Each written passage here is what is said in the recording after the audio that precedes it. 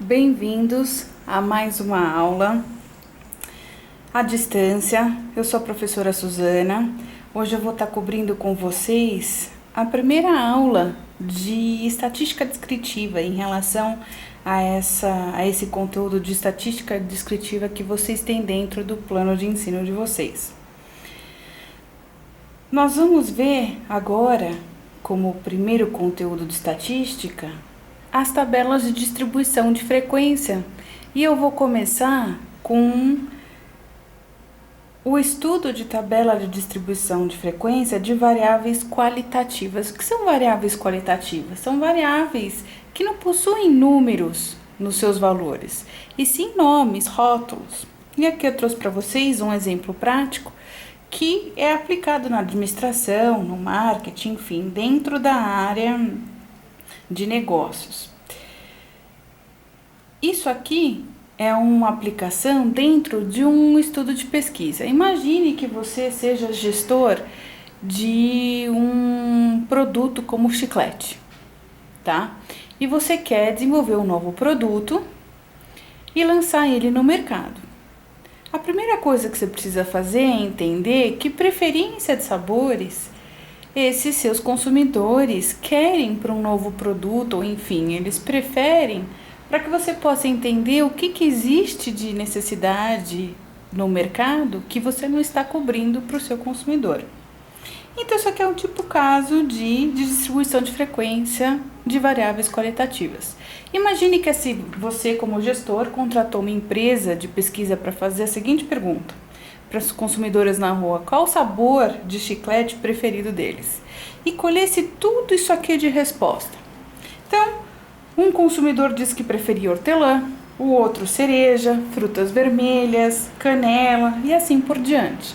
E você foi anotando numa planilha de Excel esses nomes conforme foram sendo as respostas dos consumidores entrevistados. Aí eu pergunto para vocês: se perguntarem para vocês, com base em todos esses dados que vocês acabaram levantando na pesquisa de mercado, vocês conseguem tomar uma decisão simplesmente com os dados expostos assim? Se perguntarem para vocês qual que é o sabor que o seu consumidor mais gosta de chiclete, você tem ele dentro da tua linha de produto? Você conseguiria responder essa pergunta apenas com esses dados como estão? Não, né? Que fica um pouco complicado. Nenhum ser humano consegue trabalhar bem com planilhas lotadas de informações assim, sem ter organização alguma. Até porque nós temos dificuldade de leitura, nós somos visuais e nós precisamos de uma certa síntese e organização para entender o que nós estamos estudando. Então, o primeiro passo da tabela de distribuição de frequência é fazer o quê? Identificar quais foram os sabores levantados por esse consumidor e organizá-los de modo inteligível. Por isso que a gente coloca numa tabela de distribuição de frequência. Como é que nós fazemos isso? Vamos colocar aqui nossa tabela de distribuição de frequência. Nós vamos fazer ela logo aqui embaixo desses resultados. Num primeiro momento, eu tenho que colocar o quê? Identificar quais são os sabores que são indicados nessa pesquisa por nossos consumidores. Então, como a gente faz isso? Numa primeira coluna, eu vou colocar aqui, eu vou identificar quais são os sabores respondidos por esses consumidores. Nosso primeiro sabor lá que nós temos é hortelã. Vamos começar com ele aqui, hortelã. Num segundo momento, nós também tivemos cereja como sabor. Depois, frutas vermelhas. Também tivemos consumidores que preferiam chicletes de canela. E ainda alguns que solicitaram laranja. Esses, hortelã, cereja, frutas vermelhas, canela e laranja, foram os sabores identificados nessa pesquisa feita com esses consumidores.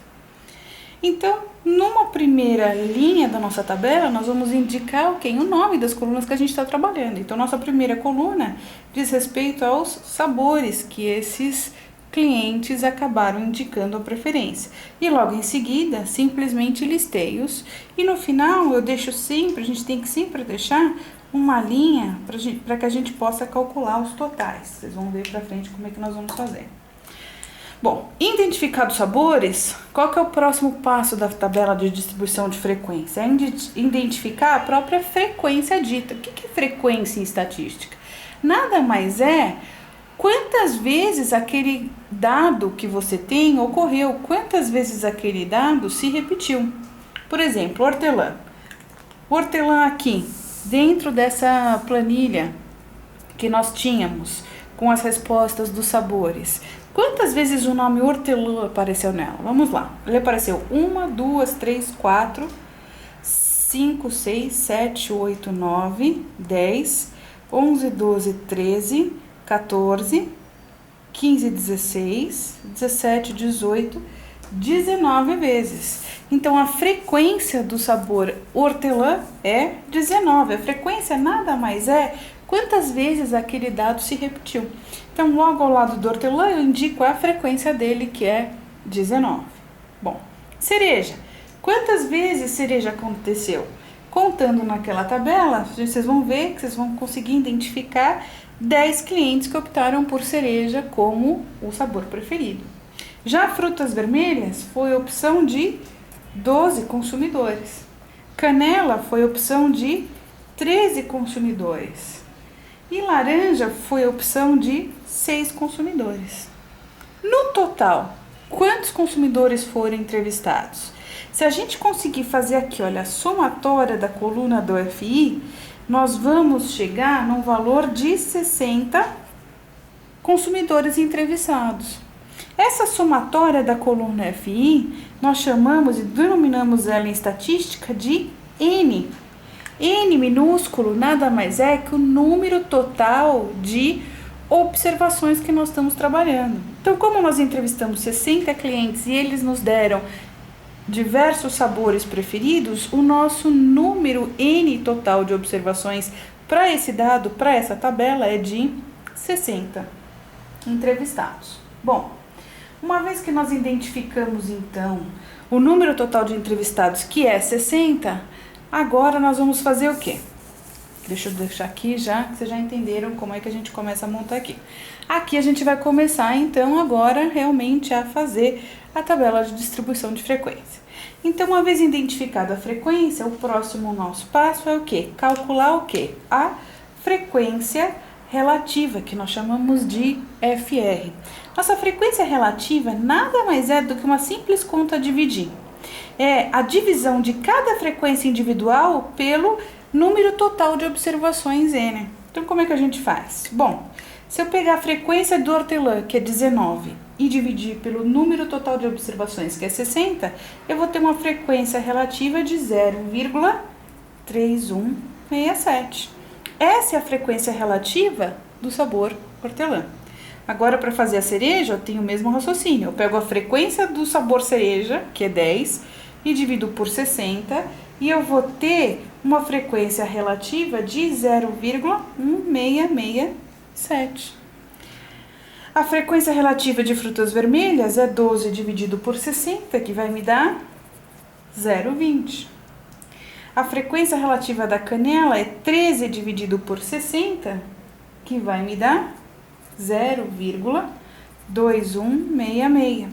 E a frequência relativa da laranja vai ser o número da frequência dela, que é 6 dividido pelo total, que é 60, que vai me dar 0,10. Vejam, se vocês somarem toda a coluna da frequência relativa, a somatória sempre tem que ser igual a 1. Se você não chegou a 1, você fez algum cálculo errado. É muito fácil fazer a frequência relativa, é simplesmente pegar cada valor da frequência dessas linhas e dividir pelo nosso total N, que é 60 entrevistados. Bom, uma vez feita a frequência relativa, o próximo passo é calcular a frequência percentual. A frequência percentual é um cálculo simples, fácil, nós chamamos ela de FP. Como é que nós fazemos o cálculo da frequência percentual? Ela é a multiplicação da frequência relativa por 100. Então, nós pegamos esse valor que nós chegamos de frequência relativa e multiplicamos por 100. 0,3167 vezes 100 vai me dar 31,67%. Já para a cereja, 0,1667 vezes 100 vai me dar um percentual de 16,67%. O de frutas vermelhas, eu tinha 0,20 de frequência relativa, vou ficar com um percentual de 20%. Para a canela, vou ter um percentual de 21,66%. E para a laranja, multiplicando 0,10%, eu vou chegar num percentual de 10%. Igualmente, a coluna da frequência relativa, se eu somar toda a coluna da frequência percentual, obrigatoriamente eu tenho que ter um total de 100%. Se você não chegou na somatória de 100%, porque você fez algum cálculo errado. Por que esses números são redondos? Por quê? Porque a própria frequência relativa, ela depende só de um único número no numerador, que é o nosso total de observações. Ele vai ser igual para todas as linhas. O que a gente fez aqui nada mais é que foi uma regra de proporção, uma regra de 3, como vocês já estudaram anteriormente. Por isso que esses números sempre têm que bater. Uma vez feito, então, a frequência percentual, a última coluna a ser calculada deve ser a coluna da frequência acumulada. Bom, para calcularmos a frequência acumulada, nós denominamos ela de FAC, tá? AC de acumulada, as iniciais de acumulada. Nós vamos fazer o quê? Simplesmente trabalhar em cima da coluna do FI. Eu vou acumulando esses valores da frequência do FI. Minha primeira frequência não é 19? Então, minha primeira frequência acumulada é 19. Mas para acumular ela, eu tenho que somar 19 com a próxima frequência da linha de baixo, que é 10. Então, 10 mais 19, eu vou ter uma frequência acumulada de 29. 29 mais 12, que é a próxima frequência, eu chego numa frequência acumulada de 41. 41 mais 13, que é a próxima frequência, eu chego numa frequência acumulada de 54. E 54 mais 6, eu chego numa frequência acumulada de 60. Nada mais é essa frequência acumulada do que ficar somando e acumulando a própria coluna da frequência. Notem que a última frequência acumulada sempre tem que bater com o número total de observações. Se você não chegar nesse valor, você provavelmente também errou alguma conta e vai ter que refazer a tabela toda. Quando é solicitado para vocês uma tabela de distribuição de frequência, é isso que espera-se de vocês, de cálculo. Primeiro, um cálculo da coluna da frequência absoluta, depois da frequência relativa, que nada mais é do que a própria frequência dividido pelo N. Calculada a frequência relativa, vocês têm que calcular a frequência percentual, que nada mais é do que a frequência relativa vezes 100 e, por último, a frequência acumulada. Espero que vocês tenham entendido. Na próxima aula, eu vou mostrar para vocês a tabela de distribuição de frequência, enfim, o estudo de distribuição de frequência, só que agora com variáveis quantitativas.